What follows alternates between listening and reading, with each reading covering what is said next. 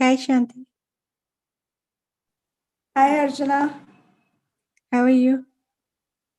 Good, very good. And you? Yeah, doing all right. I got a cold. Hmm.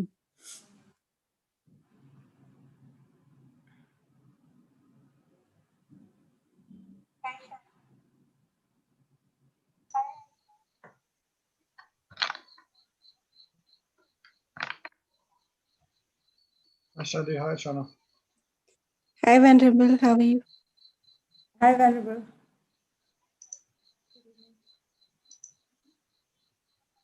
Sorry, my volume on my computer was muted. If you said anything, then I didn't.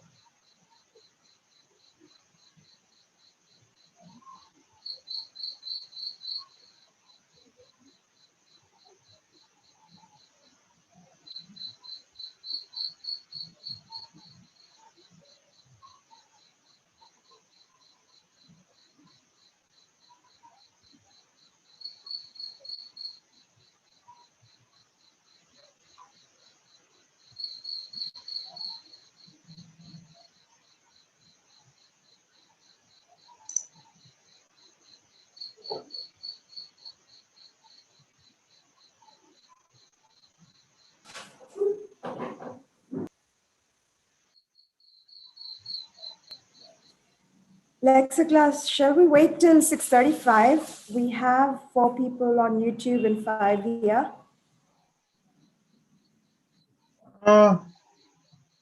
No, why don't we go ahead and start?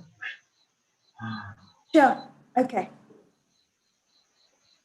I mean, we'll just do motivation and stuff at the beginning now. By the time we're doing actual things, it'll be Yes, 6. Venerable. Yeah, I think we can finish today. I think this will be our last session on the sutras. Today is part 8. Yes, we are at the last stanza, second last stanza. Are we? I don't remember exactly. Okay, let's start with motivation. So I'll share a little prayer. Use the 4 immeasurables. So yeah, gather your attention. Inward. Yeah, gather your attention. Focus your mind on a object of meditation for a few moments first. Try to generate some stillness and clarity and focus in your mind. Let go of distracting thoughts and perceptions.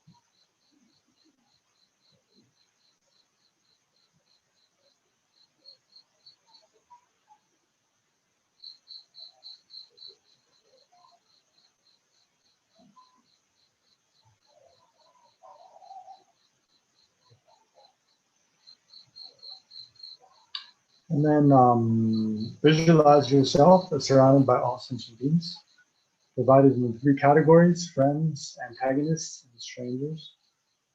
So first imagine the friends, those who are dear to you, your family and friends, to your right and left. Beginning with your father of this life to your right, all the male friends and family to your right and behind you. And then your mother of this life from your immediate left, and all your female friends and family to your left and behind you.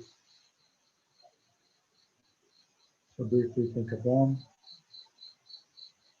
Remember their kindness in this life.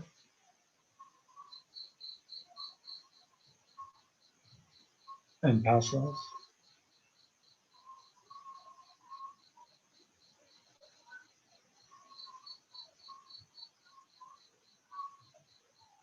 And then imagine those whom you find most difficult to get along with, or you find antagonistic, seated directly in front of you, facing towards you.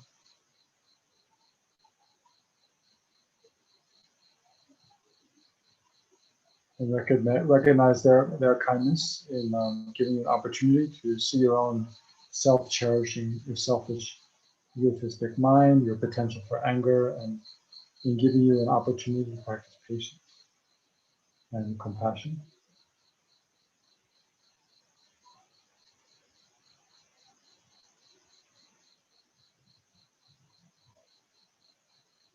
And then think of all the other sentient beings from any of the six realms, imagine them all in human form, seated all around you, joining you for this session on the two truths.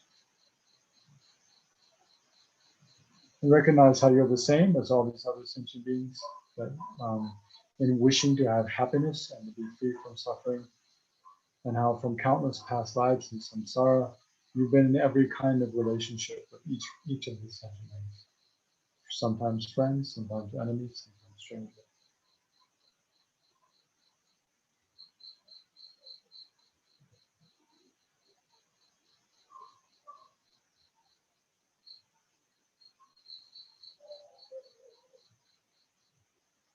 So feel how you're interconnected with these countless other sentient beings in the universe.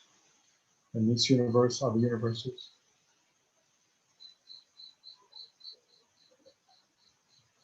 In the past, in the present, in the future.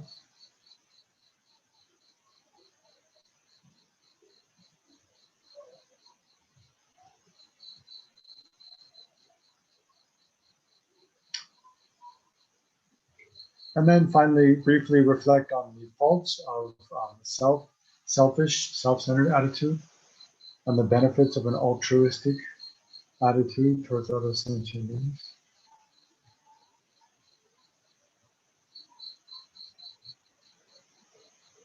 And then try to generate a strong motivation to engage in this session on the true truths in order to bring about the welfare, in order to achieve the welfare, temporary, long-lasting, and ultimate, the welfare of full enlightenment for all sentient beings.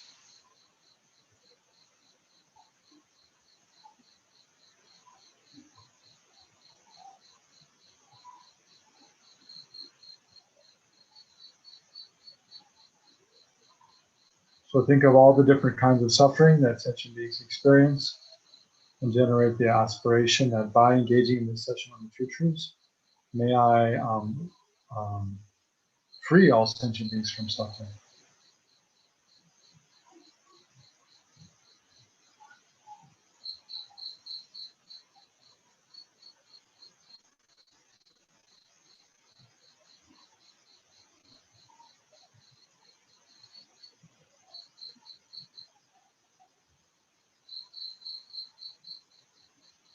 And then think of the potential all sentient beings have for lasting happiness, of liberation from samsara and full enlightenment, stable happiness, and generate the aspiration as much as you can, sincerely, that by engaging in this session, I create causes and work towards establishing the lasting happiness of liberation and enlightenment of all sentient beings.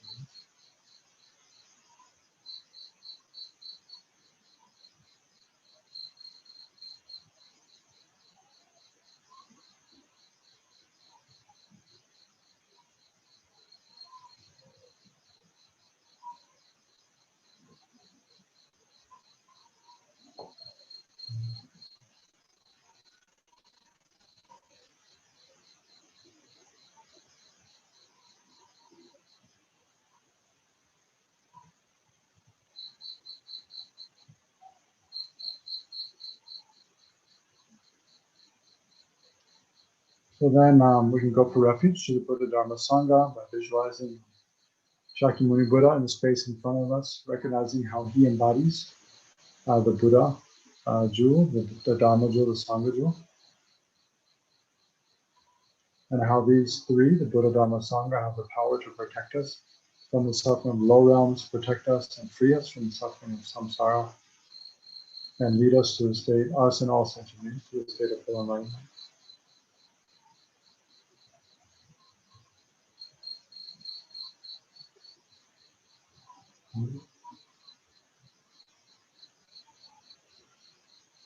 So then, as a way of going for refuge, we can recite the Buddhist name mantra 3 times.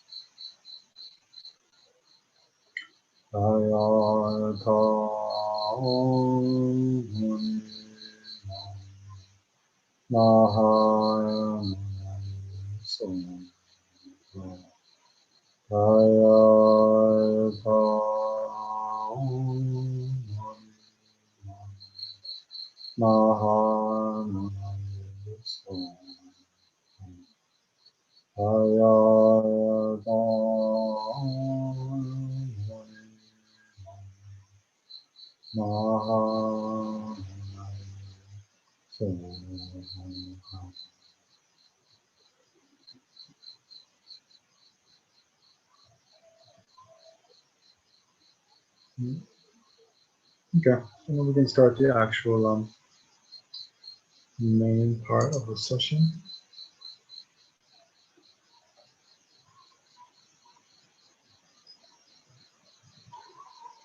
So we are in the midst of discussing the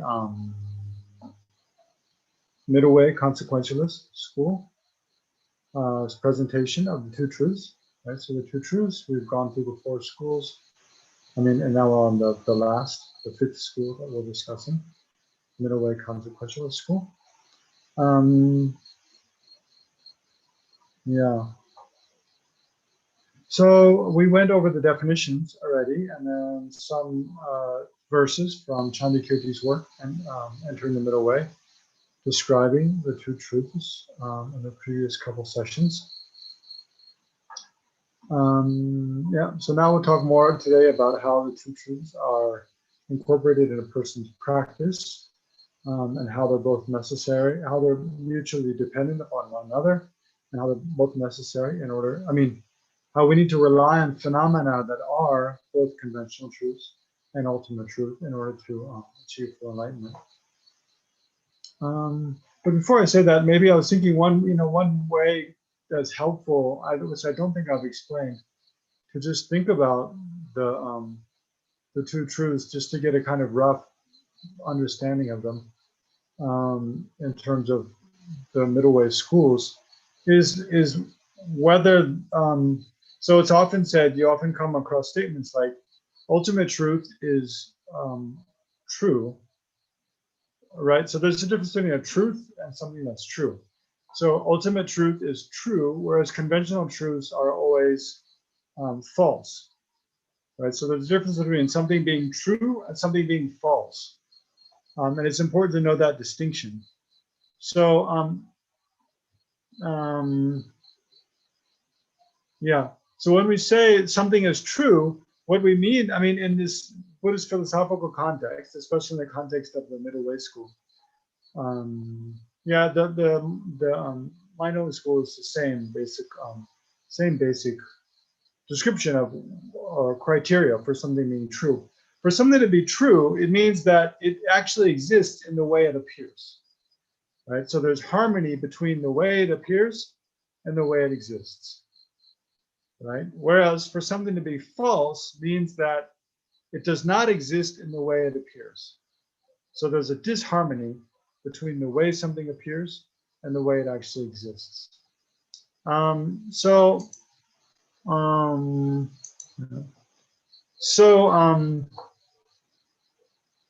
For example, common examples of things that are false are like, for example, a reflection in a mirror, right? Reflection in a mirror, a dream, a mirage, an illusion, the reflection of the moon in water, for example. These are common examples. The appearance of like a rope as if it's a snake, for a moment, you might see a rope, in the evening lying on the ground. I often do around here because there's a lot of snakes around here. And then at first you might think, oh, is that a snake? And then you look more closely and you see it's not. Or another good example is when you're sitting on a train or bus and the one next to you starts moving, and then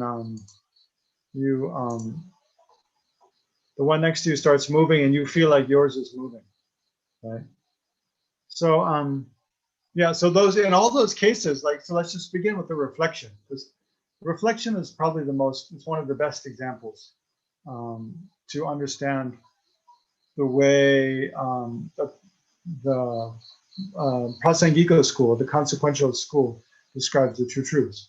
So think about the exception of a reflection in a mirror, right? Or a reflection of something in water, either way. So what happens is that, well, first of all, why is a reflection false, right? Reflection is considered false. Why? Because the main mind, which observes that reflection, means the primary observer of a reflection is the I consciousness, right? So to the I consciousness, when we see, think of the reflection of your face in the mirror, in your bathroom or something, or in, I don't know, wherever, somewhere in your house, there's a mirror. You see the reflection of your face. The reflection of the face, our face in the mirror, is so much like our actual face that it appears to be our face, right? So that's why, when young children, when they see the reflection of their face in the mirror, or animals at first, they actually think it might be their face, and they reach out and touch it. Or even if without analyzing it, we say like, oh, I see my face in the mirror, right? Actually, our face is not in the mirror. Our face is still attached to our head, but it looks like that thing, the reflection in the mirror, it looks like our face. So we say, I see my face, right, in the mirror. So reflection is false because it appears as if it is our face, when in fact it's not, right? So on closer examination, we can reach out and touch it. If it is our face, we should feel something soft and fleshy, but we reach out and touch it and we feel something hard and cold and smooth, like the glass of the mirror, right? So thereby we know that, oh, that thing is not actually my face. It just looks similar to my face. So to an untrained person's mind, someone who doesn't know what a reflection is, hasn't investigated whether a reflection of your face actually is a face, then so that kind of mind, initially observing a reflection, that's like the primary, or the I consciousness of that mind, that person. That's the primary mind, which is an observer of a reflection. And to that mind, the reflection appears as if it is a face when it's actually not, right? So because the reflection appears in a way that it doesn't actually exist, then it's false, right? So here, a reflection is false even in terms of worldly convention, right? So even apart from studying philosophy or anything, just ordinary people in the world, they'll recognize that, yeah, a reflection is a false appearance, right? Similarly, that feeling you get when you're sitting in a bus or a train and the one next to you starts moving, you look out the window and you think, oh, my train or bus has started moving. That feeling, then you look out the other window and you see, oh, the trees are still, they're not moving. And you realize, oh yeah, I'm not moving actually. So that initial perception of movement is also false. It's something that's false because the way it appears to your mind, as if you're moving, and what is reality, that you're not moving, they're different, right? So therefore, that perception is something that's false, and it's false also in worldly convention. In the ordinary world, people will all unanimously agree, basically, that is a false perception, or similar to a mirage. Also mirage. When you see on a very hot day, you look out in the distance on the road or on a desert, on a sandy plain, and you see the shimmering that looks like water. It does look like water. There's no question. If you've really seen that, probably in Andhra Pradesh, you can see that quite a lot. There's a lot of sand and a lot of heat, a lot of sun. So you can see that. So yeah, it's true that shimmering that you see very close to the surface of the road, it really does look like water. It looks almost identical to like if there was a lake in the distance. So while it looks like it is water, actually it's not. You know, when you walk closer, you can see that there's no water there. So again, that's in the world, in worldly convention, that's a false appearance, because the way it appears and the way it actually exists is different. It appears in a way that it does not exist, basically, you can say. So anything that appears in a way that it does not exist is false, right? So according to the middle way consequentialist school, all conventional phenomena are false, right? So everything physical, you know, our table, our laptop, our body, those things all appear in a way that they don't exist. So now you have to wonder, well, how do they appear in a way they don't exist? Because they're not like, you know, mirages or reflections, or, you know, that feeling of moving when you're not. They're not like that in that, you know, ordinary convention in the world, you know, our laptop computer or our own body, our hand, is not considered as something that appears in a way it doesn't exist, right? For an ordinary person, we would look at their hand and say, you know, if you ask them, does your hand actually exist in the way it appears? And they look at their hands and say, yeah, basically yes. There's nothing, you know, there's nothing deceiving in the way my hands appear to me. They just appear like they do. But when we investigate, so according to the middle way consequentialist view of the world, so when we investigate to see, does our body, does our mind really exist in the way it appears, we find that no, it doesn't.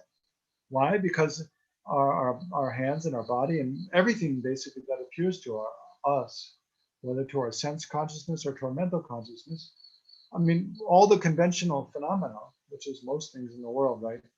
They all appear as if they exist from their own side, right?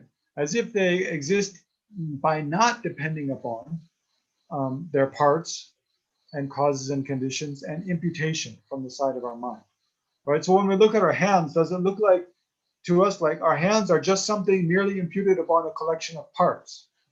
You know, upon my fingers and my cells and my bone and bloods and stuff. No, it doesn't look like that. It looks like, you know, that really is a hand. That really is my hand from the side of the object, right? From the side of my hand, that really is my hand.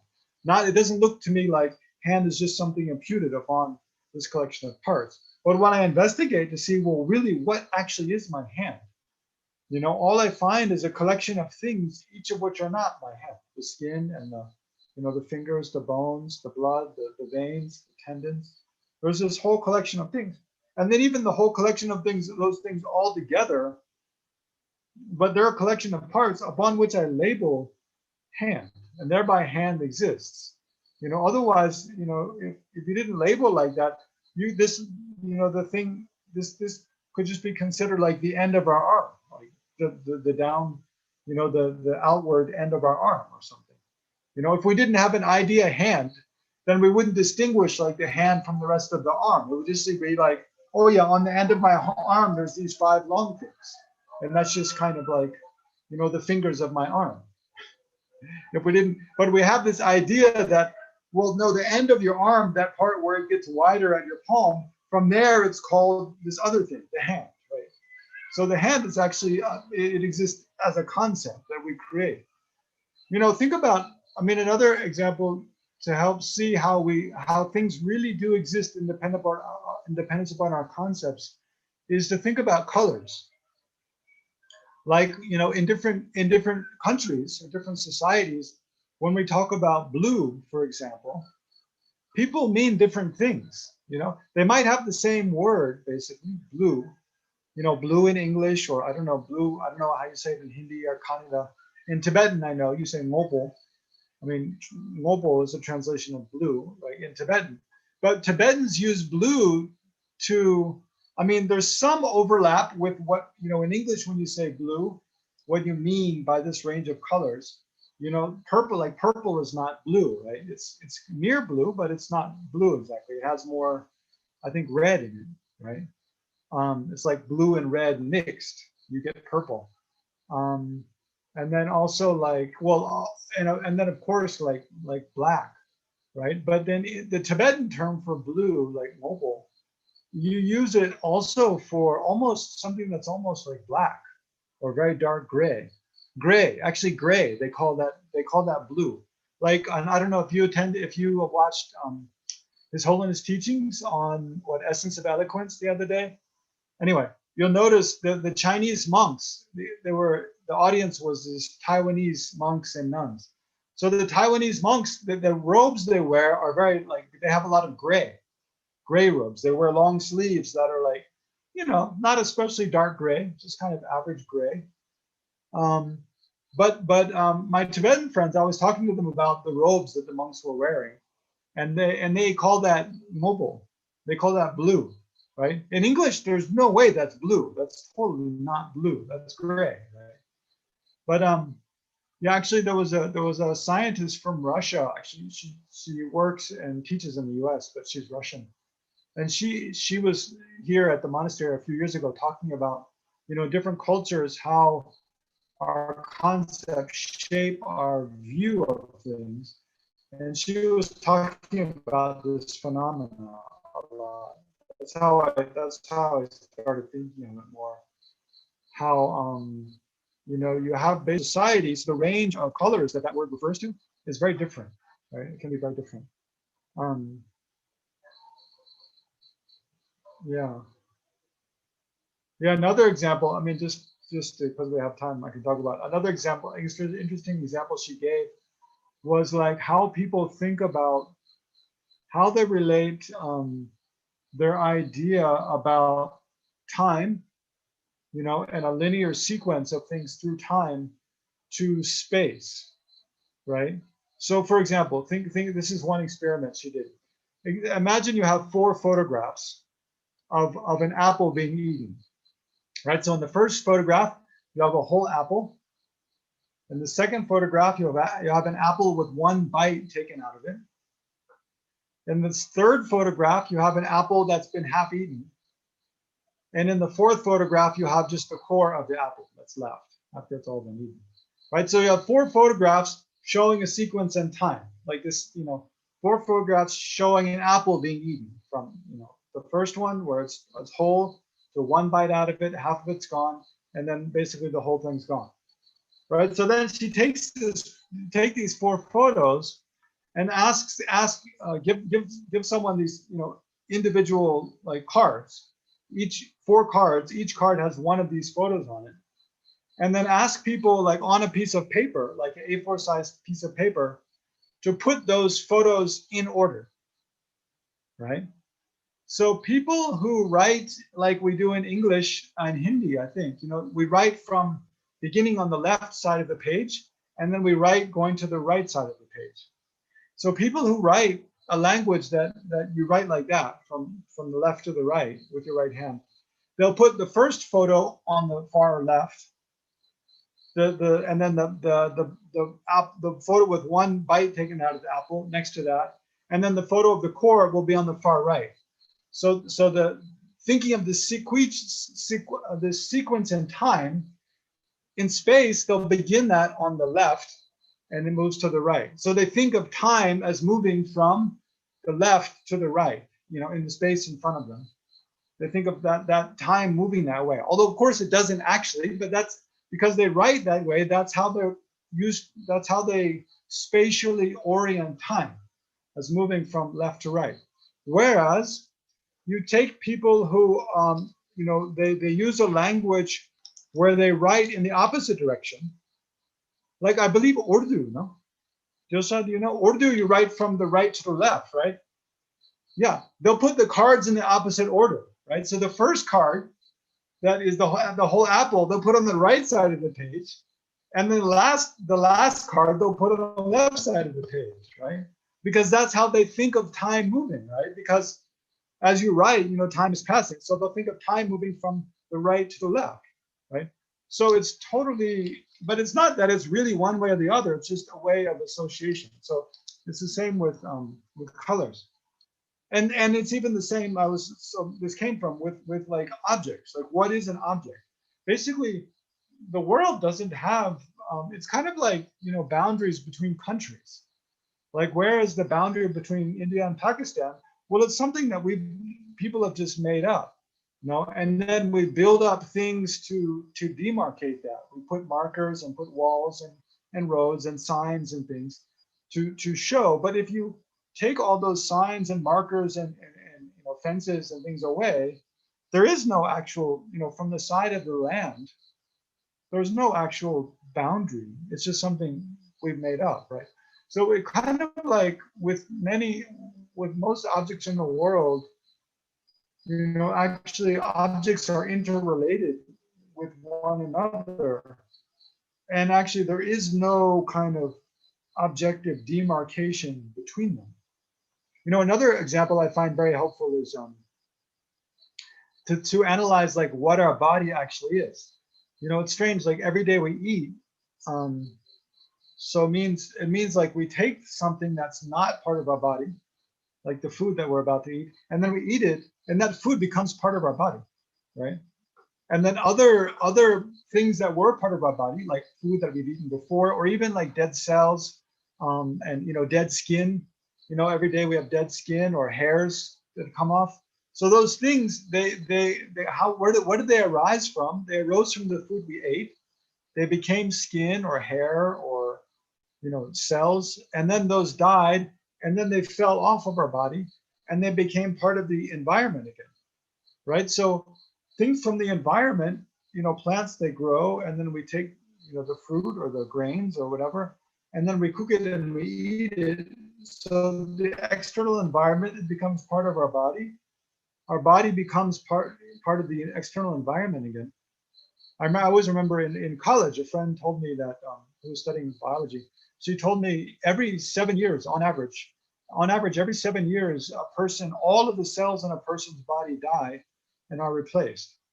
So it means like your entire body is totally new every 7 years. So all the cells that are part of our body now, after 7 years, they will all be part of the earth or the environment. So then it kind of leads you to question, like, what really is my body? Like, where really is the boundary between? I mean, even with our breath, every breath we take, we're taking oxygen from the air, and we're putting carbon dioxide out into the environment. So then, like, is there really like a hard boundary between my body and the environment? It looks like it's kind of mixed, They're always mixing. So, but where was I digressing from? So this idea that all conventional phenomena, this is it, all conventional phenomena are false because all conventional phenomena appear in a way in which they do not exist, right? So what the Prasangika is saying, because go back to the example of our hand. So we have to think, well, okay, so Prasangika is saying my hand, it appears as if it is a hand exclusively from the side of the object. That there's a real hand there that doesn't depend upon my concept of hand. It doesn't depend upon all the parts of my hand, which are not my hand. It doesn't depend upon a set of causes and conditions that have produced the hand and continues to sustain my hand, like moment by moment. So it looks like the hand has its kind of own reality from the side of the hand, my hand, that doesn't depend upon those things for its existence. And when we investigate to see if there actually is that kind of hand, we should be able to set off all the parts of the hand on one side and find something that is a real hand. Or we should be able to totally eliminate our concepts of hand, and separate from those concepts, find something that really is a hand. But when we investigate, when we analyze, we see that doesn't work. Like we can't do that. The existence of hand depends upon the concept of hand. That concept of hand exists upon there being this collection of parts that perform a certain kind of function. And then I impute, hand, on that collection of parts. So none of the parts are the hand. The collection of all the parts together is not the hand. So therefore, the hand, it appears to exist, and in everything, basically all conventional phenomena, they appear to exist from their own side or by their own power inherently. But when we investigate, we find that they actually don't exist in that way. Therefore, they are false, right? They're false phenomena. So now, I mean, if you're really clever and you've studied a lot, you might debate me, right? Or have the question that, well, what about, okay, so the Prasangika is saying, or the consequentialist school is saying, all conventional phenomena are false in that they appear as inherently existent, whereas actually they don't exist in that way, right? So they appear in a way in which they don't actually exist. But what about ultimate truths? So emptiness. Does emptiness then appear in a way in which it doesn't exist? Well, it depends which mind you're talking about.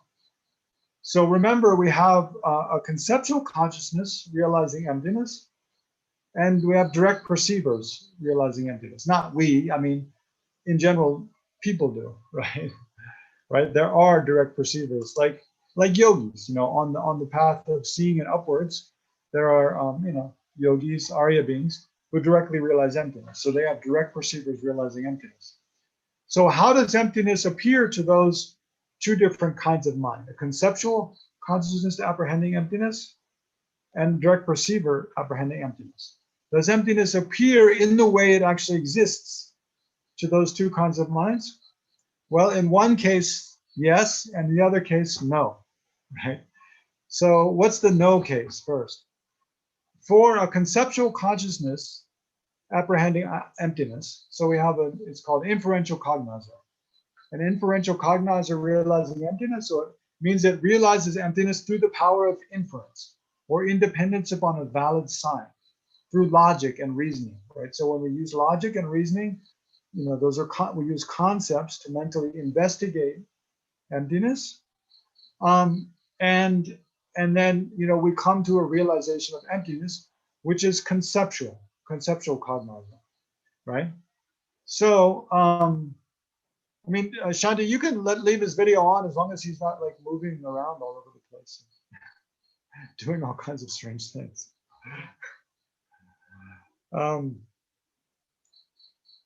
Yeah. Yeah. So to a conceptual consciousness realizing emptiness appears as inherently existent, actually. That's the main thing here. To an inferential cognizer or a conceptual consciousness realizing emptiness, to that mind, emptiness appears as inherently existent.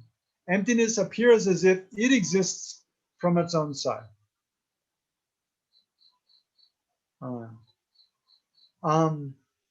Whereas it doesn't, right? So emptiness appears to be, even this thing itself, emptiness of inherent existence, it appears to be inherently existent, right? It appears as if emptiness is something that exists out there from the side of the object, not by not depending on parts and not depending on concepts. Remember, emptiness is permanent, so it doesn't depend upon causes and conditions, but it does depend upon parts, and it does depend upon mental imputation, right? This thing, which is, the nature of phenomena, that they are empty of not depending upon other things. That lack of not depending upon other things, we call that emptiness, right? We label emptiness, and thereby it exists, right? So emptiness itself, it appears to be so inherently existent to the conceptual consciousness apprehending it. Why is that? Through the force of our ignorance from countless past lives. Yeah, well, wait. He can. So, Mr. Rahul, I see that your hand is up. You have a question, but I don't want to stop in the middle of my explanation. So you're welcome to type your question in the chat room, or else just wait for another 20, 30 minutes, and then I'll open the floor up to questions. But I'm happy to see you have a question. Okay.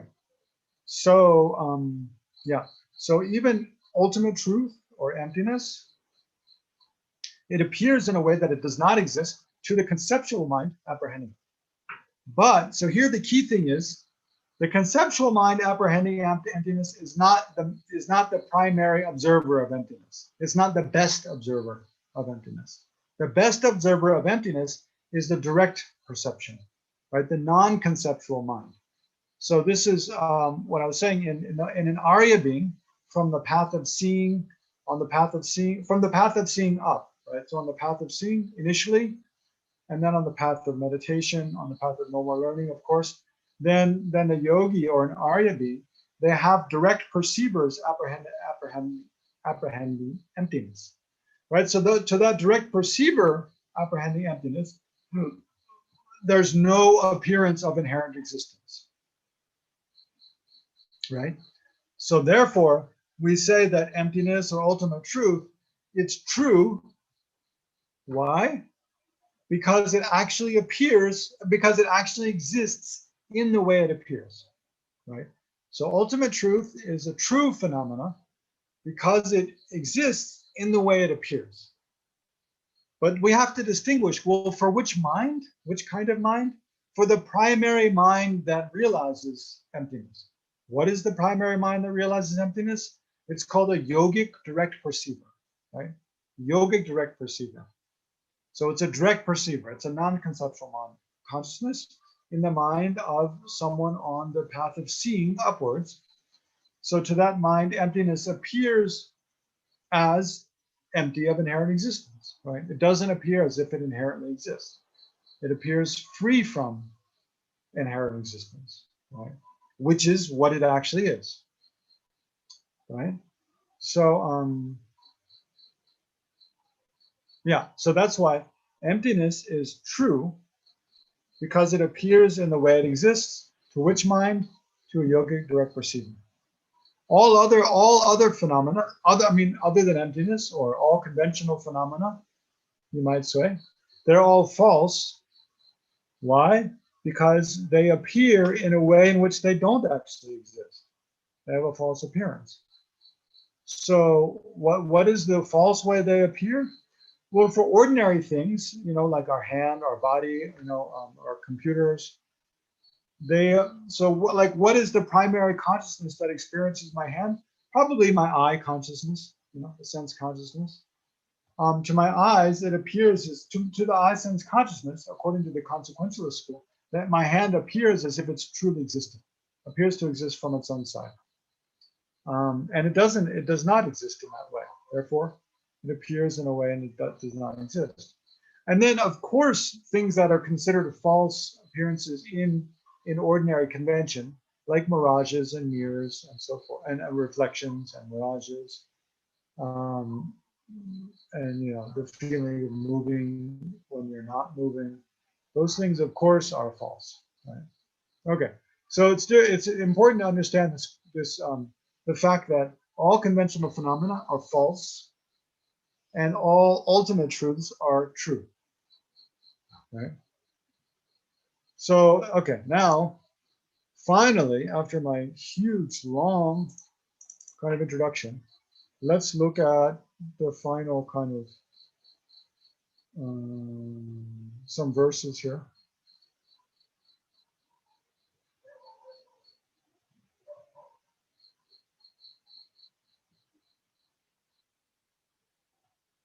Yeah.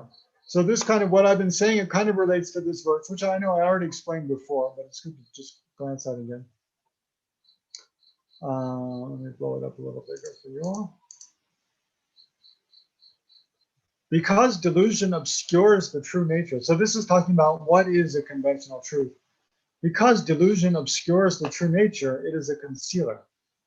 Right? So delusion, ignorance grasping at inherent existence, is a concealer. That which is contrived by and appears to be real, the Buddha spoke of as true for a concealer. Right? So our hand, true for a concealer, is a synonym with conventional truth. Right? So why is our hand a conventional truth? Because our hand, it's something that's true for the mind that apprehends our hand. right? So the main mind, I was saying, the primary kind of observant mind that observes our hand, or well, any visual phenomena, is our eye consciousness. To the eye consciousness, and our eye consciousness is affected by ignorance, so that everything that appears to it appears as inherently existent, or appears to be existing from its own side, when in fact it's not. So because our hand is an object for this kind of mind, which sees everything in a distorted way, and thereby is like a concealer, our hand is something which is true for our eye consciousness. But because our eye consciousness is affected by ignorance, such that anything that appears to our eye consciousness appears to it as being inherently existent, when actually there is no inherent existence. So any objects for which the eye consciousness is their primary observer, those objects are false, right? And those objects are conventional phenomena, right? So the only objects which are true are objects which are the primary mind apprehending them is a yogic direct perceiver. And the only objects which are objects of a yogic direct perceiver are emptiness, or ultimate truth, right? So that's kind of how, I know that's a little complicated, what I just said, but if you have a question about it, kind of note down now and you can ask me later. Okay, so conventional truth and dependent arising. So yeah, I mean, this I've talked about a lot already, right? All conventional truths are dependent arisings because they depend everything that exists has parts, it's composed of parts. So everything that exists is made up of parts. If you have any doubt about that, you ask me. Try to come up with a good example, the best example you can come up with of something you think is a conventional truth but does not have parts, right? Of course, we looked earlier at some of the early Buddhist schools, the lower Buddhist schools, they think there are partless particles, right? That there are particles, the smallest particles that do not have parts. Or something that there are shortest possible moments in time that do not have parts. Or some people think that, like, well, non-Buddhists, some non-Buddhists, they think that, as a person, we have like a soul that does not have parts. It's one coherent entity. Or some assert that there's like a kind of creator, God, or creator force, the origin of everything, which does not have parts. So instead of, you can think of, try to find something that does not have parts, you could think on a very small scale, like small particles, or you can think on a very vast scale. But according in Buddhist philosophy, especially according to the middle way schools, anything that exists is necessarily made up of parts. So its existence depends upon its parts. That's one kind of dependent arising. Then all functioning things, they depend upon causes and conditions. And then everything again exists in dependence upon comparison with other things. It's one kind of dependence. And then a fourth kind of dependence, and the main one we want to keep in mind, is that things exist in dependence upon mental imputation, right? In dependence upon a mind that conceives them, a conceptual consciousness imputing phenomena upon their basis. And then conventional truth as the path of realizing the ultimate truth.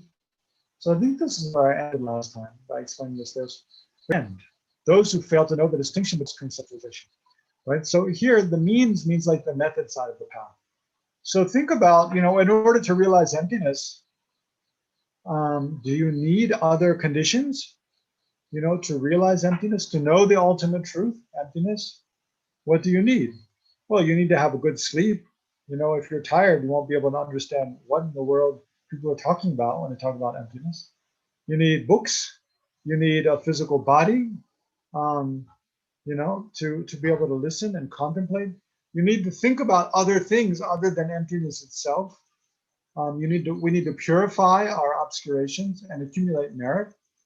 And for that, we probably need to take rebirth again and again and again. So you can see there's all kinds of conventional truths involved in understanding ultimate truth. Especially we have to have probably we have to have some kind of desire to know about emptiness, which might come about through seeing the suffering of samsara or having problems in our own lives, and thereby having a yearning to know, like, well, why do we have happiness? Why do we have suffering? What is a way to eliminate? What is the root cause of suffering? How to eliminate it? So all those kinds of ideas and meditation, accumulating merit, meditating on compassion, loving kindness, all those things are conventional truths. Right? They're all part of the method side of the path. So we have to depend upon many different things, which are conventional truths, in order to understand ultimate truth, right? Both in very mundane ways and in more profound ways. So, but those who fail to know the distinction between the two, meaning between ultimate truth and conventional truth, will enter wrong paths through false conceptualizations, right? So it's important, if we really want to identify the precise root cause of samsara, we have to identify actually what is ultimate truth versus what is conventional truth. Yeah, there's a lot of meaning in that last two lines, but maybe I won't take up so much time to talk all about it now. We'll look at some of these other verses instead.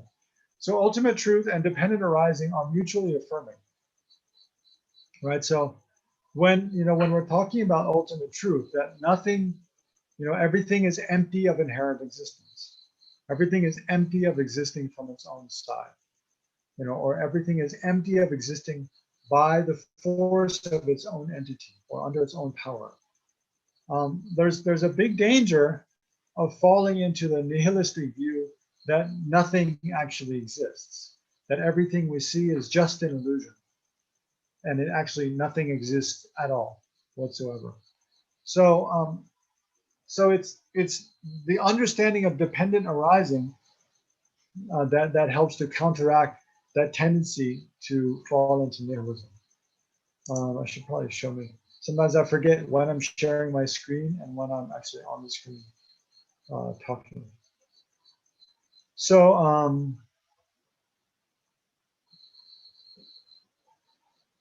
yeah, I saw today, I was watching Geshe Namdak actually before we started. Geshe Namdak is right now involved in this this discussion with a physicist. It looks like a young woman is a physicist in France. She's presenting the views of David Bohm, who is one of the Dalai Lama's main teachers of science. Earlier this year, there was a nice movie that came out about David Bohm, and included somewhat about his relationship with His Holiness Dalai Lama and Krishnamurti. Actually, he was good friends with J. Krishnamurti. I don't know, maybe he's a student of Krishnamurti. I'm not sure, but over many years, they had a very close friendship, close relationship. David Bohm who's quite a famous physicist. He's from the United States, but he spent most of his career in England. Anyway, why was I talking about that? So I was watching this. Oh, I know why. I was watching that on YouTube, and Nalanda, they have a very good technical team at Nalanda. So the woman presenting David Bohm's views, she was using PowerPoint and putting up slides. Maybe she was sharing her screen. I'm not sure though. But anyway, on the screen they had both her slides and the image of her talking, right? So I was thinking that'd be pretty cool. I don't know if we can do that on Zoom, but when I share my screen, in one corner, can you see me talking also? You can? All right, okay, oh good. I didn't know that. Yeah, on the side, no, on the right side of the screen, you see me. I forgot. Okay, okay, good. So no pressure to stop sharing the screen. You can just keep sharing.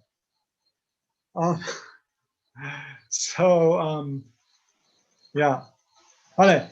So many people, when it seems like there's a tendency when we analyze to see if things inherently exist, to come to the conclusion that nothing exists at all, right? So a good antidote to that is think about things as being dependent arisings.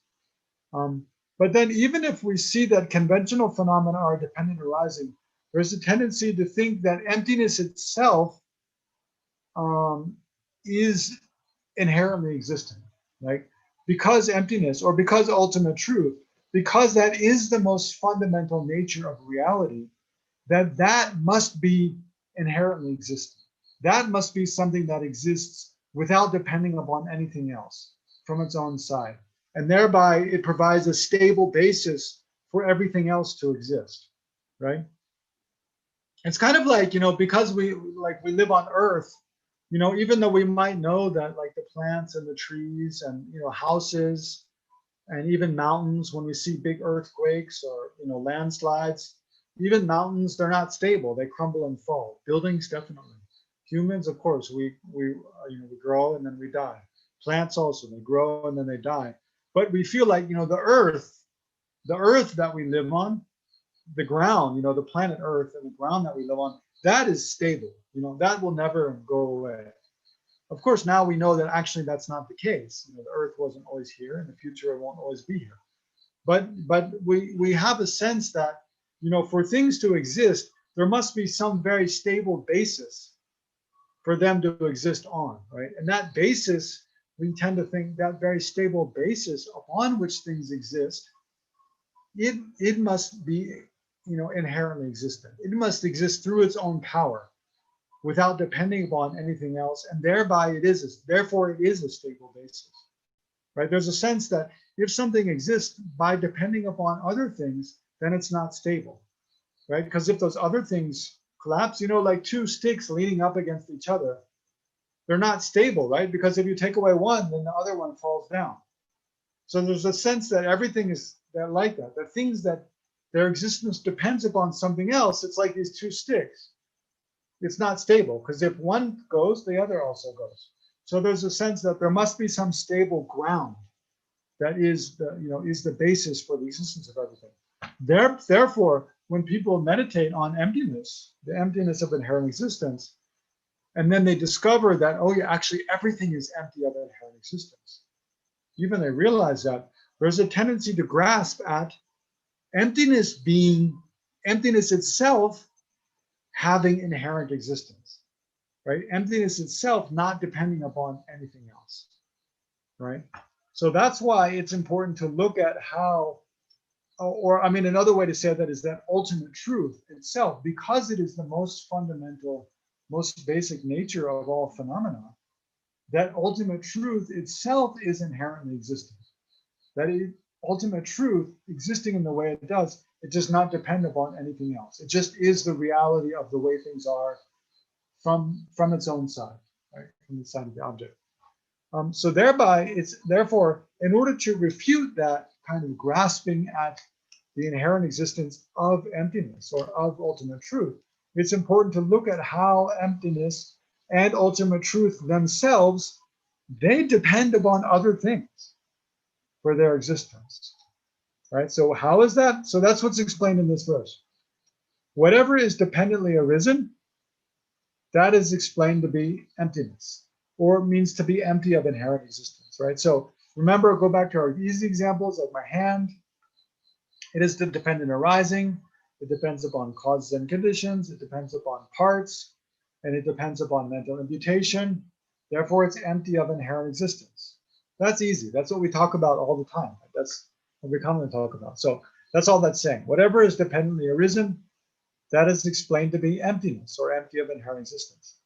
That, being a dependent origination, is itself the middle way. So here the big question is, what does that? When it says that, what does that refer to?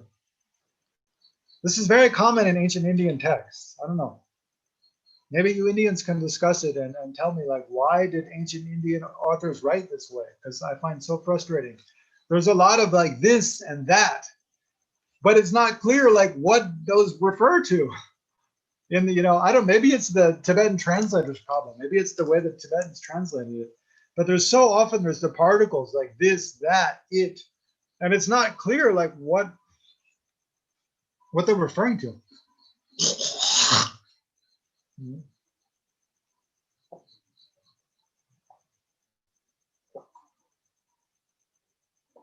But here, that, it doesn't refer to conventional phenomena. It refers to emptiness, actually. In this case, that refers to emptiness, right? So this makes sense, actually, because that's the last thing that was mentioned before they said that, right? So whatever is dependently arisen, so that refers to all phenomena. Whatever phenomena are dependently arisen, all those, so this that, right? The first that refers to all dependently arisen phenomena, right? That one refers to all dependently arisen phenomena. Now I'm going to unhighlight it. All right. So all phenomena that are dependently arisen are explained to be emptiness or empty of inherent existence. But that emptiness of inherent existence itself, remember, so that's the ultimate truth of any phenomena. That is also a dependent origination. And this itself is the middle way, right? So at first, when he states that all phenomena which are dependently arisen are void of inherent existence, they lack inherent existence, there we're refuting the extreme of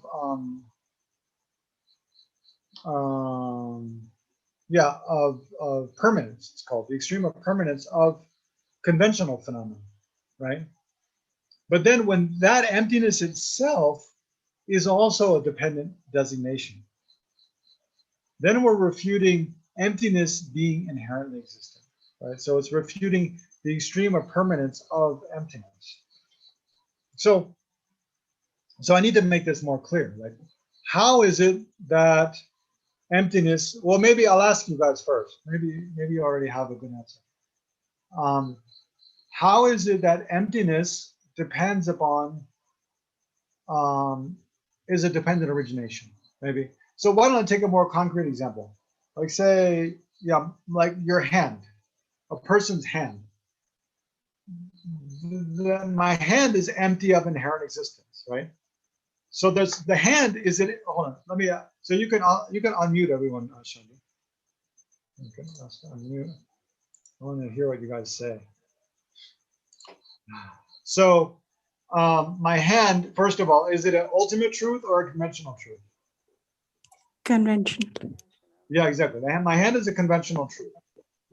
But does my hand have an ultimate? Does it have an ultimate nature, or a nature that is an ultimate truth? Yes. Yes. So what is that nature? I mean, what can you name something that is the ultimate truth of my hand? That it's empty of existing by itself. It depends on its parts and causes and conditions and Right, exactly. and a label that is called empty. hand. It's empty of inherent existence. It's empty of existing from its own side. That is its ultimate truth. That's the ultimate nature of my hand. So I'm just taking my hand as an example because it's very accessible, right? So, but anything that exists, any conventional phenomenon that exists, it has a conventional nature. So my hand's conventional nature is just that that it is a hand, that it has a certain weight, has a certain volume, has color and shape and function. All those are part of the conventional nature of the hand. But the fact that my hand is empty of inherent existence, that's the ultimate nature of the hand. So now, how is the ultimate nature of my hand a dependent arising? Because if there's no hand, there is no emptiness of the hand. Exactly, right, just that. Exactly, because if my hand didn't exist, then the emptiness of inherent existence of my hand also would not exist, right? So when we talk about inherent existence, we tend to have this kind of this this idea like emptiness of inherent existence is one coherent thing that exists out there. But actually, it's kind of like, think more like hand. Hand is a name of a type of phenomenon, right? I have a right hand, I have a left hand. Dilshad has a hand, Shanti has a hand, Archana has a hand. You can't find like just hand, apart from instances of actual hands, right? If you didn't have all those instances of people's actual hands, there would not be this idea of this class of thing called hand. Or human is the same. I mean, does human exist? Yes. But where is like the human?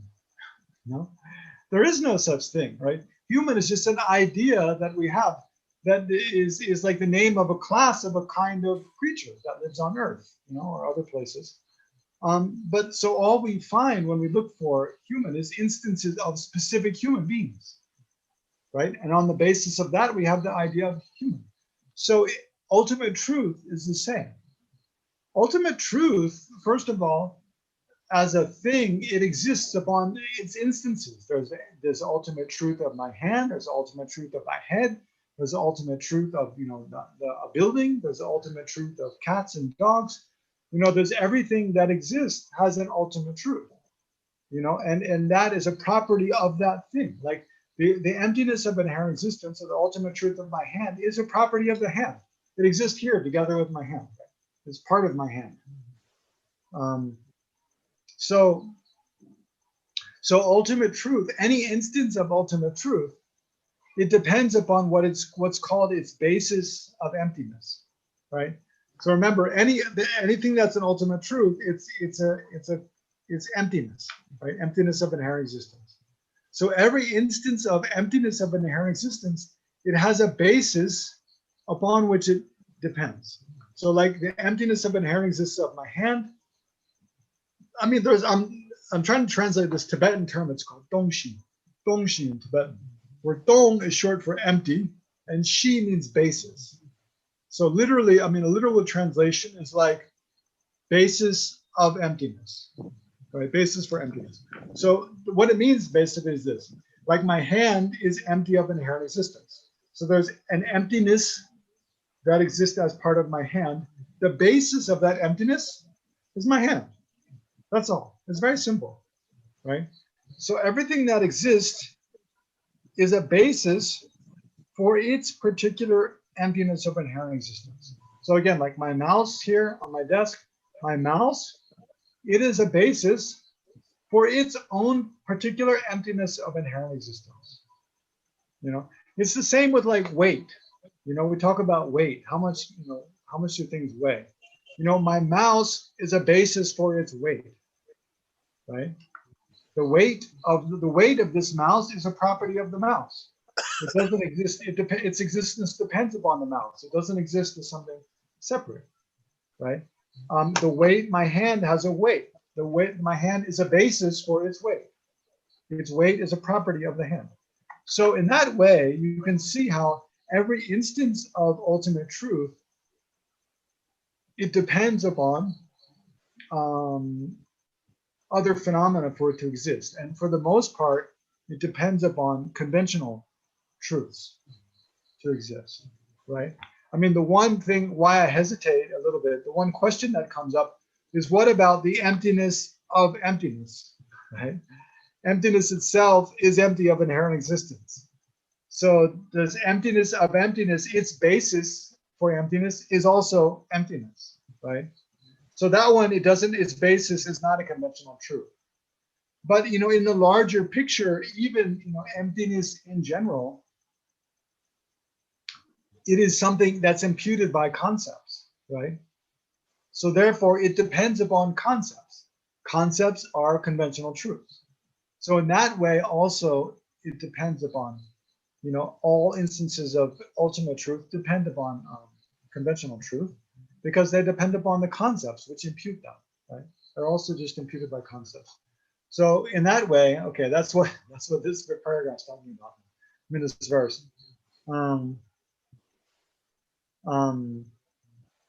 Yeah, so the middle way is this middle way between the extremes of permanence and the extreme of nihilism. So we don't fall into, because we realize that emptiness itself is a dependent arising, that saves us from falling into nihilism. Because we realize that all phenomena that are dependent arisings are empty of inherent existence, that saves us from falling into permanence. Okay. And then Nagarjuna goes on. So these two verses are from Nagarjuna's what is it? Mulya Madhyamaka Avatara, I think. Anyway, fundamental wisdom of the middle way, or root wisdom. He goes on, because there is nothing whatsoever that is not dependently arisen, Therefore, there is nothing whatsoever that is not empty, means empty of inherent existence. So it means all conventional phenomena, all conventional truths, all ultimate truths as well, because they're all dependent arisings, thereby they are all empty of inherent existence. Right? And then empty things dependent on convergences, such as reflections, and so on, are not unknown. And just as from an empty thing, like a reflection, a perception can arise that bears its form, likewise, although all things are empty, they do arise from emptiness in a robust way. Since no intrinsic nature exists in either of the two truths, phenomena are neither eternal or annihilated. Right? So here we go back to this example of a mirror. Of a reflection in a mirror. So what he's saying here is everything exists in dependence upon convergences. So by convergences here, he means that, the coming together of different things, the coming together of different causes and conditions. Like to produce our body from moment to moment, we need air, we need, our heart beating, we need water and food, we need an environment. So, things come together to produce other things. So there's convergence of causes and conditions. There's a coming together of different parts. Like to produce a laptop, you have to bring together many different parts, put them together in the right way. And then there's also the convergence of an object and a subject, right? An object and a mind which observes the object. Thereby, existence happens. So empty things dependent upon convergences, such as reflections and so on, are not unknown. It means in the world. So it means even in the everyday world, apart from all this philosophical talk, just in the normal everyday world, it's known that things exist in dependence upon many other things which are not them come together, and then something comes into existence. Like, to build a house, you bring together like stones and steel and cement and sand, and put all that stuff together. None of those things are a house, but you put all that stuff together in the right way, and then you have a house, right? So, and even things like reflections, which are false in the world, right? So how does the reflection exist? You have, glass, and then the reflective coating on the back.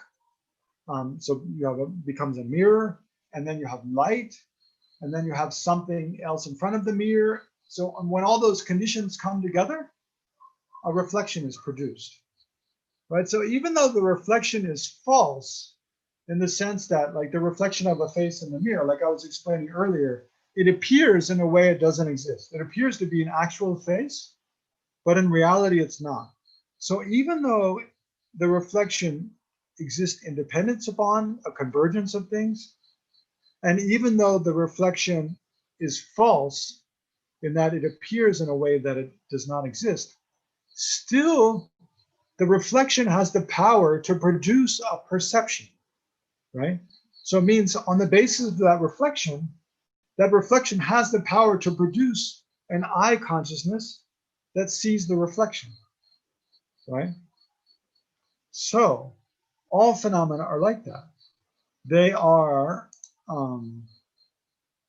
let's say all conventional phenomena, they exist. They're empty of inherent existence. Why? Because they're dependent upon convergences, like reflections and so on. And just as from an empty thing like a reflection. So here it means like a reflection is empty of being true, right? Is what emptiness means here. Just as from an empty thing like a reflection, a perception can arise that bears its form, right? So this perception means like there's an I consciousness that is produced that sees the face in the mirror. And the I consciousness, that appearance is produced by the reflection, even though the reflection is false. Likewise, although all things are empty, so here empty means empty of inherent existence, right? So likewise, although all things are empty of inherent existence, still they do arise from emptiness in a robust way. So even though things are empty of inherent existence, that doesn't mean they do not exist, and it doesn't mean they cannot perform functions. Still, things can perform a function. Like my hand again, my hand, even though, when I search for the real hand, I cannot find, but still my hand can pick up the mouse, it can wave at you, it can move. And actually, it's because the hand is not inherently existent, thereby it can interact with other things and it can change. If my hand was inherently existent, it means it could not be affected by anything else. Nothing else could affect it. It could not change, right? So it's because things are empty of inherent existence. Think of yourself as a person.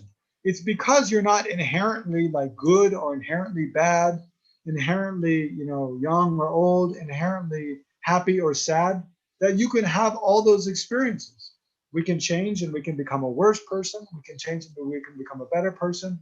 Sometimes we're happy, sometimes we're sad, sometimes we're young, other times we're old. Why are we all those different things at different times? Because there is no inherently existent person, right? Because what we are, it exists through the convergence of many different causes and conditions, many factors, and thereby we're changing all the time, right? So even though we're empty of inherent existence, still we arise from emptiness in a robust way. Since no intrinsic nature exists in either of the two truths, phenomena are neither eternal nor annihilated. And then finally, Tsongkhapa. So this is, Tsongkhapa is just basically repeating what Chandrakirti and Nagarjuna already said about it. Nothing is not dependently arising. So that means everything is dependent arising. Nothing, therefore, is not empty of self-nature. So he's saying because everything is a dependent arising, therefore everything is empty of self-nature. The absence of self-nature anywhere, this arising because of that, both presentations are true, right? So these two things, this is what Nagarjuna was just saying in that other verse. These two things, absence of self-nature anywhere. So self-nature means like inherent existence.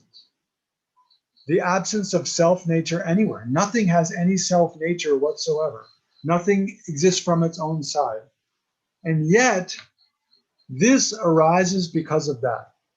Means there is still cause and effect, because I don't know, it's like because my hand exists, I can lift the mouse up, I can move the mouse around. Because I plant rice seeds in a field, rice crops will grow. Because I move my mouth and my lips and exhale air, I can create sound. It's still the fact that everything that exists is empty of inherent existence. And yet certain conditions, because we have a mirror and light and a face in front of the mirror, there's a reflection of a face. Still, all things are empty of inherent existence, and yet certain causes and conditions produce certain kinds of effects. Those two are not only not contradictory, actually those two ideas should support one another, right? So that's Nagarjuna's uncommon presentation of emptiness. And then both presentations are true, and what need to say that both come together without contradiction, right? So not only are they don't contradict each other, they actually support each other. And then finally, all this by nature is empty, and this arises from that. Such realizations do not hinder, but mutually complement, right? So that's what I was saying, they mutually complement. What is more wonderful, more astonishing than that? Praising you in this way. So this is a praise to Shakyamuni Buddha. He's saying, praising you, Shakyamuni Buddha, in this way is praise indeed. All other praise is lesser. So Tsongkhapa is saying, the best praise, the highest praise of Shakyamuni Buddha is to praise him for teaching, the mutual complementariness of dependent arising and emptiness. And especially teaching the understanding of emptiness through the reason of dependent arising.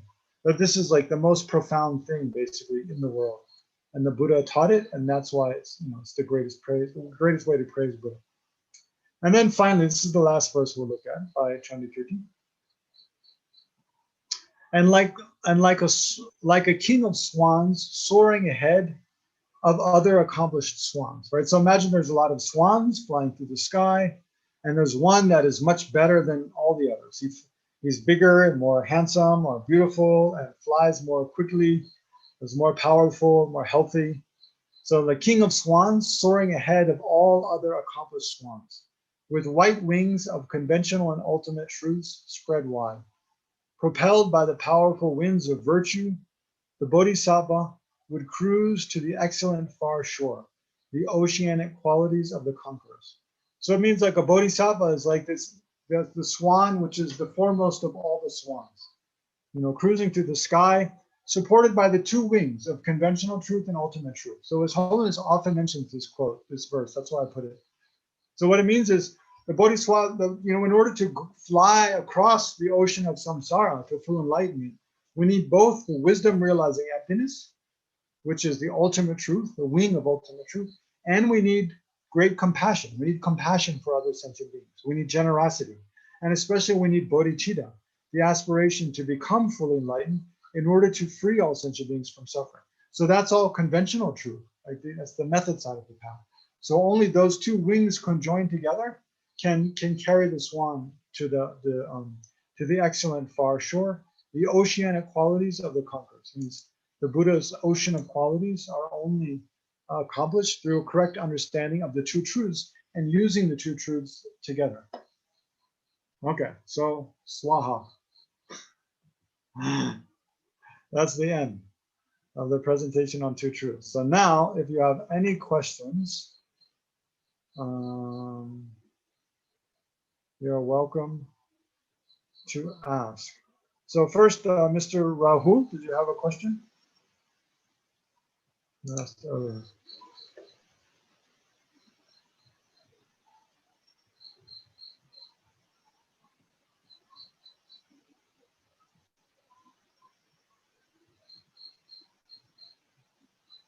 Okay, maybe not. I don't hear any response. So, from the YouTube, Aban asked a question. Why would acknowledging, so this is in the chat, why would acknowledging things are empty of inherent existence reduce your attachment to the thing? Sandwiches are made up of so many parts, but that doesn't reduce your attachment to one. The universe is made up of zillions of parts, but we're all in awe of it. Yeah, I mean, it depends how you use. Well, first of all, we don't really, I mean, well, there's different things. First of all, we probably don't really have correct understanding of emptiness is one, but that's not the main thing. It's more like, well, like example, if you have high blood pressure, you have diabetes, you know that a lot of salt and sugar is going to make you more sick, right? It's going to be bad for you. Does that mean that necessarily you will stop eating a lot of salt and sugar? No. Some people do, and some people don't, right? What makes the difference? Probably how deeply you put your mind into understanding, like, well, I mean, there's different things, right? But if you really think deeply about, like, how, taking more salt and sugar is going to harm your health, and you familiarize your mind with that a lot, then, when you go to eat, you think about eating something that's really sweet or really salty, instead of just thinking about the flavor of the food that you like, you'll think more long-term, like how it's going to affect your body. So you change your perspective. Instead of thinking about the flavor that you're attached to or that you like, you think more about the harm that's going to be done to your body. And thereby you don't even like, you can change so that you don't even like salt salty and sweet things, or don't even like those things, much less, or even before that, that you don't take those things just as a matter of habit. So, I mean, it is possible to have like a correct intellectual understanding of emptiness. You know, your example of the sandwich, a sandwich is empty of an emptiness of an inherent existence, and just not let that affect our daily behavior, right? That's possible. So the way it changes the way we relate to things we're attached to, like a sandwich, is to think deeply about what, you know, when this phenomena of I'm attached to the sandwich, this kind of sandwich, what's going on there? Who is the I, first of all? The I that's attached. When you look really carefully to see who is the I that's attached, and you can't find anywhere, it does reduce the attachment very strongly. I mean, I know it's not something that's easy to see. I mean, I know in my own experience, when I first started meditating on emptiness, I found it really didn't, the reflection on emptiness itself, it didn't have much effect on my attachment. But more, it was just the fact that I was trying to think about something else than what I'm attached to, that it did reduce my attachment. So, I mean, when you're attached to something very specific, like, you know, a certain food or a certain person, if you just strongly think about something different, you just distract yourself, the attachment will be less in that moment, right? Because you're not focused on the object of attachment. So in that way, I mean, but that's not what we're talking about. That's not what we wanted. That's not the way to correctly use meditation emptiness, right? But when you really look to deeply see that actually the person who is attached, actually that person doesn't really exist from their own side in the way they appear. And then also the perception of the object. You know, when we have attachment to like a sandwich, it appears like the sandwich is delicious from its own side inherently. So we investigate to see, is that really true? You know, where is the deliciousness of the sandwich? Is it really that the sandwich is delicious from its own side? Or is that more like that's just has to do with my opinions of the sandwich, or the way I experience the sandwich? Is it, you know, just this kind of conventional phenomenon? Then we analyze and we can see that clearly, oh, actually, yeah, the deliciousness is not from the side of the object. It's just the way I experience it. So if you reflect, I mean, just thinking about that once or twice, it's not going to change your experience of the food, right? But if you reflect on it deeply again and again and again, then it will gradually weaken your you know, your obsession with the way you experience the food, by seeing that, oh, it's just you know, I experience that food as delicious just because of, you know, this habituation, certain causes and conditions that come together. I experience it that way.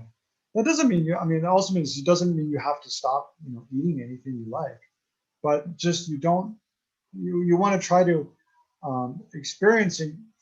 try to reduce experiencing things. I mean, you know, you have that attachment is a problem when you don't get what you want and you become angry, right? So if you had, like, you know, you're attached to a certain kind of sandwich, and then it, you know, you go to your favorite restaurant, it's delivered to your table, and then suddenly, you know, a call comes from like your cousin or something that says, you know, I'm sick in the hospital, you have to come right now. And then you get up to go help your friend, and you're really upset that you couldn't eat your sandwich. I mean, if that really upsets you, that you couldn't have the object of attachment, then you know it's a problem, right? But if, you know, if even it comes and, you know, even you take a bite, you start to enjoy it, and then for whatever reason, maybe the restaurant, all of a sudden the fire alarm goes off and the sprinklers come down and everyone has to leave. But you feel like, oh, okay, no problem. Or, you know, if you don't get, when you don't get what you want, you're not upset, then your attachment is not so strong. Anyway, other questions?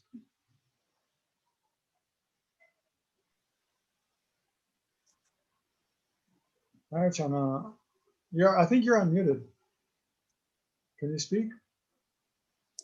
Yeah, can you hear me? Yes. So you talked about the yogic direct perceiver, and so when an Arya being is in meditation, then through yogic direct perceiver, they have no appearance of inherent existence. Yeah, But after meditation, they are back to the conceptual mind, right? yes, And so that again will be a mistaken appearance. yes. Okay, I just wanted to check that. Yeah, that's And why actually, I mean, a Buddha's mind has no mistaken appearance. Excuse me. Because, I mean, when you achieve enlightenment, you achieve, well, it's called well, basically, when you finally achieve enlightenment, you go into this meditative absorption, directly realizing emptiness, and then you never arise from it, ever. So that becomes your new normal, right? So a Buddha is continually in meditative absorption, directly realizing emptiness. All of a Buddha's minds, their sense consciousness, their mental consciousness. So therefore, they never have any mistaken appearance. That's why they don't have mistaken appearance. So like just for like for us now, our normal is mostly like we have, this distorted sense consciousness, and we have conceptual consciousness, all of which have appearance of dependent inherent existence. Eventually, we conceptually realize emptiness. Then by meditating on that, becoming familiar with that again and again and again, we directly realize emptiness, but only for short periods. And then in between, when we arise from that absorption, we again have appearance of inherent existence, but we abide in direct perception of emptiness for longer periods of time. And mainly we purify deeper and deeper levels of obscuration in our mind. And then finally, when we purified the most subtle, the deepest level of obscurations, the most subtle obscurations, then we never arise from that meditative absorption. We just stay in. Okay, what's your next question? yeah, thank you, Venerable. And then my next question is about self-cherishing. So here we are talking about getting rid of self-grasping ignorance when we're talking of emptiness. So self-cherishing, does it actually arise from self-grasping always? Yeah, we have to check. This is something we can check in our experience. Like look for times maybe in the past, or even as you live each day, times each day when you feel more selfish, when that selfish mind has arisen more strongly in the past, or in the future. We can observe ourselves when we have the more selfish kind of mind arising. At that time, how does the self appear, right? So we can quite easily identify this very self-centered mind. That's not so difficult. But then at that time, is the kind of how do we appear to exist to ourselves? That's more difficult. So that's more assessing the self-grasping, right? It's just like any, when anger or other afflictive emotions, because the selfish or self-centered mind is a kind of afflictive emotion, right? It's a little more subtle than anger and attachment, right? It's a basis for anger and attachment. But so look at the more coarse afflictive emotions like anger, attachment, fear.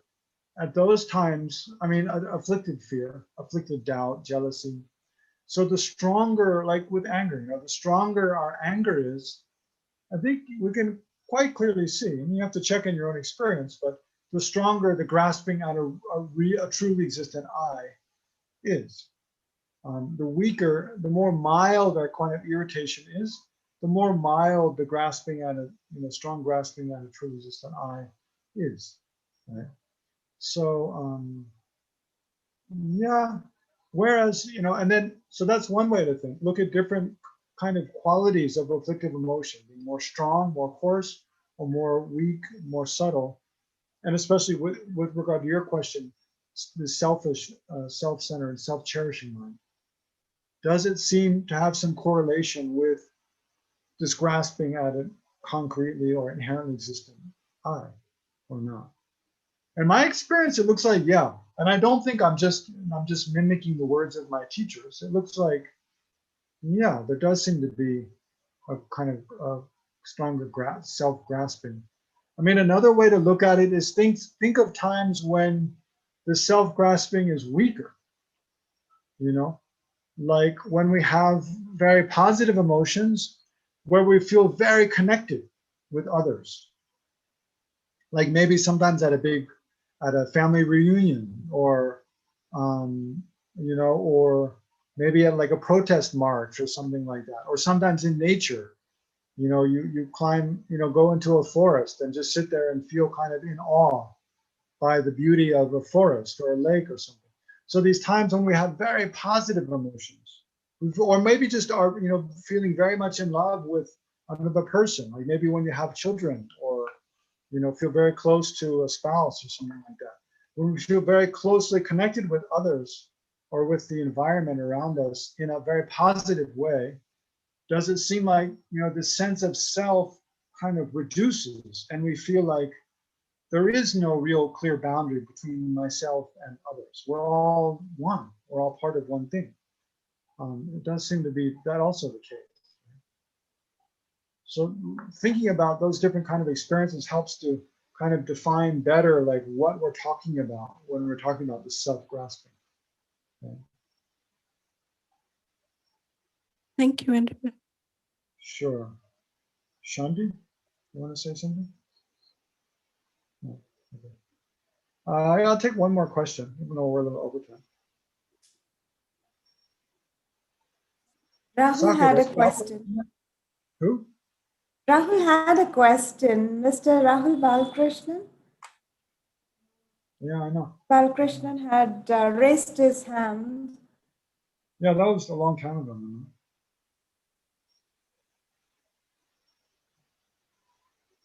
There are no questions on YouTube either.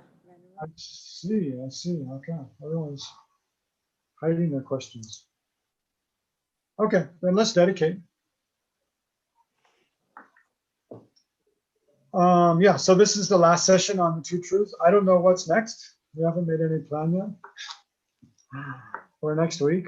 I assume we'll try to do something next week, I guess, and do it. And then we'll see. Maybe our plan was to go back to the Bodhisattva's way of life. We have to finish that still. So yeah, that's probably what we'll do. And we're on, I don't know, chapter 6, I think, maybe Patience chapter. I don't remember. I'll check and get back to you, Venerable. Yeah. Anyway, we'll let you all know. So anyway, thank you all for your participation in this this little series of talks on the two truths. So I think, yeah, rejoice in all the merit we've created by putting some time in to try to, you know, to reflect on, think about, meditate on a little bit. Sorry I didn't get in more meditation, but so it is on the Buddha's teaching on the two truths.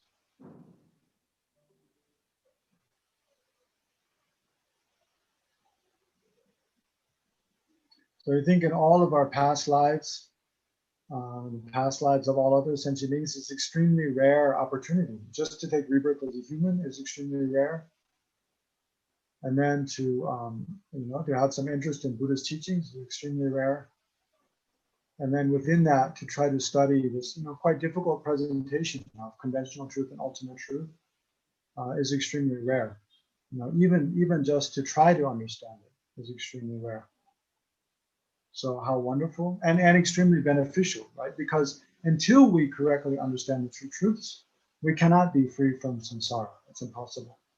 So it's something we have to do if we want to bring a lasting end to the suffering of ourselves, and if we want to bring a lasting end to the suffering of others. So it's excellent. And it's an incredible amount of merit we create by you know, putting effort into, you know, listening, thinking, meditating on the true truths. So rejoice, not only in one's own effort and efforts of the others who participated in this little course, but also, you know, think of countless other sentient beings now and in the past, from the time of Shakyamuni Buddha down to now, and even before that, through, from generation to generation, how countless other beings have put effort into understanding and explaining the true truths to others. Right, so everything I'm explaining to you all comes from explanation I've heard from my teachers, His Holiness the Dalai Lama and others, so we rejoice in their merit. It comes from explanations of Chandrakirti, ancient Nalanda masters, Nagarjuna, Chandrakirti, Bhavaveka, Buddha Palita, Aryadeva. So rejoice in the merit they've created, in the merit of Lama Tsongkhapa and others. And then in the ordinary merit created by all the sentient beings throughout the universe, just doing, in general, doing good things to benefit one another.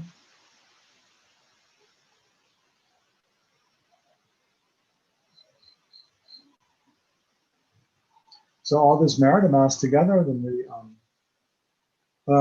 through the force of this, we pray that the Buddha Dharma continue to flourish in the world for a long time to come, providing, relief from suffering and infinite causes of joy and well-being and happiness for all sentient beings. And especially may our gurus, His Holiness the Dalai Lama, Lama Zopa Rinpoche, and others remain with us for a long time and from life to life until we achieve full enlightenment. May they continually guide us without break, holding us with the hooks of their compassion. And may all of our actions be only pleasing to the Holy Guru. May we only see positive qualities and never see any faults, and act in accordance with their advice. Especially Chopo Samling, may it continue to flourish in Bangalore for many years. May it have all the conditions for its support, as far as volunteers, staff, financial support, buildings, and so forth and so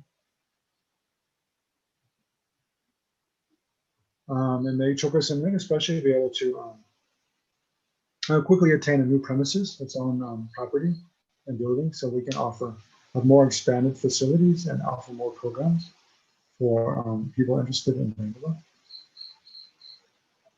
And may all the FPMT centers in India continue to flourish, and FPMT in general, and all of the projects of Khedja Lama Zopa Rinpoche flourish. In short, may all sentient beings, especially may the global pandemic, COVID-19, quickly be eliminated. And may global warming, global climate destruction be completely reversed. Everyone in the world, may people suffering from oppression, especially in Tibet and other countries in the world, be completely free from oppression. May there be justice, economic equality, and social equality, and so forth. And may all violence come to an end. May all people look upon each other with loving minds, and may His Holiness intentions for universal compassion in secular settings, for people to be educated in compassion and kindness spread throughout the world. And then bring to mind any personal aspirations or prayers you'd like to make.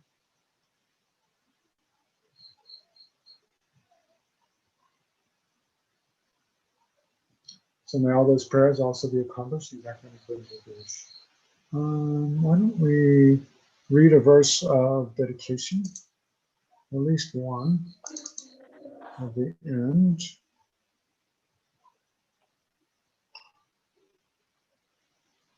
Yeah, let's read these 3 verses.